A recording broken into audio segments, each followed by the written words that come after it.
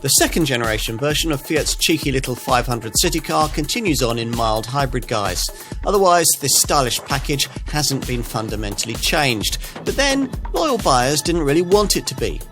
These people will like the smart look, the various media options, and the very individual feel. You can tell that Fiat knows its market. The big news here is the introduction of a mild hybrid 70 horsepower 1 litre 3-cylinder petrol engine to replace the ageing 69 horsepower 1.2 litre conventional 4-cylinder unit that this car was previously soldiering on with.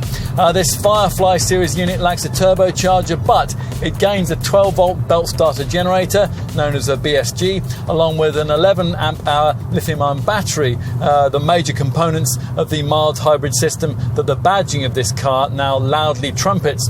The belt starter generator harvests energy during braking and deceleration and stores it in the system's little integrated battery, so it can be used in two ways, either to aid acceleration or to power the car's auxiliaries as the engine stop-start system activates when you're waiting at the lights or when you're in a traffic queue.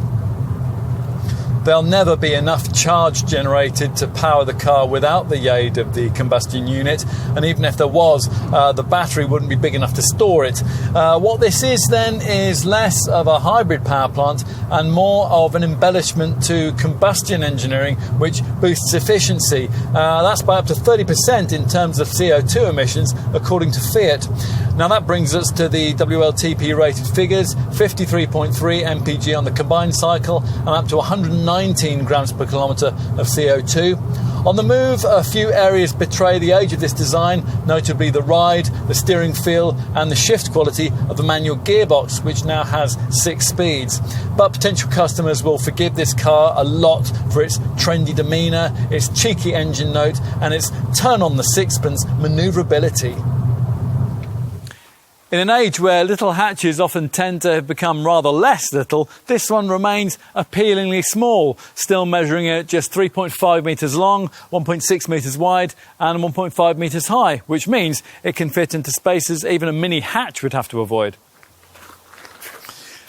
If your experience of this car dates to a much older version of this model, it's here at the front that you'll notice most of the changes made as part of the 2015 facelift. Perhaps most notably, the lipstick kissing theme of the LED daytime running lights, which graphically reproduce the zeros of the 500 name and frame lower corner lamps that take care of the dipped beam headlights and the turn signal duties. Underneath, as before, this car is based on the ageing underpinnings of a previous model Fiat Panda, but potential owners rarely know this and they rarely care if they do know. Here inside, delicious details are everywhere. The coloured fascia panels feature iconic 500 badging and they're colour matched against the bodywork. Nothing's changed as part of the evolution into mild hybrid power, unless you count the increased use of recycled plastic to create these restyled seats. It can still feel pretty up to date in here if you spend a bit extra and get this optional 7-inch TFT instrument cluster and this Uconnect centre dash touchscreen. Not much has changed in terms of getting comfortable. It's still disappointing to find that there's no reach adjustment for the steering wheel and that the rear parking sensors you'll really need are optional on most models. It's impossible to be irritated with this car for long though. It's just so engagingly designed. The pool ball style gear stick mounted high on the dash here, the Art Deco silver door handles, the earlobe style vents around the infotainment screen, the Bakelite style fitting surrounding the ventilation controls. All of it's fun and trendy and reasonably ergonomic. Time to move into the rear seat.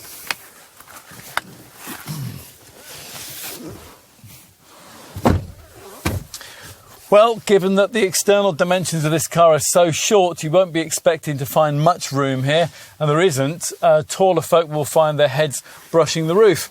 Larger adults will need to make full use of the elbow cutouts indented into the side panels. Most, though, will find the space provided just about sufficient for 2 people on short to medium journeys, and it'll probably be fine for kids who, of course, are provided with Isofix child seat fastenings. Out back, the boot has a high lip and a narrow opening, and it remains one of the more compact offerings in the segment. Once you get your stuff in past this tiny parcel shelf, though, the 185 litre space provided is no smaller than an ordinary mainstream city car like Toyota's Aygo would give you. If you do need to carry more, then you can push forward the rear bench, and that split folds in all but the entry trim level variant. This frees up 550 litres in the standard hatch model. This second generation Fiat 500 breezes into its third decade on sale with as much self-confidence as it had back in 2007. If you're to want one, though, you need to be clear about what you're getting here. As ever, it's unapologetically small, so all the same issues in areas like boot space and rear seat accommodation, they still remain. And the engine, now provided for all its hybrid badging, isn't really that electrified at all.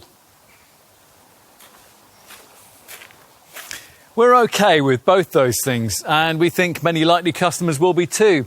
The diminutive size continues to make this Fiat perfect for dinky city motoring, and because there's just a light dusting of electrified tech here, prices have been able to remain pretty much as accessible as they were before.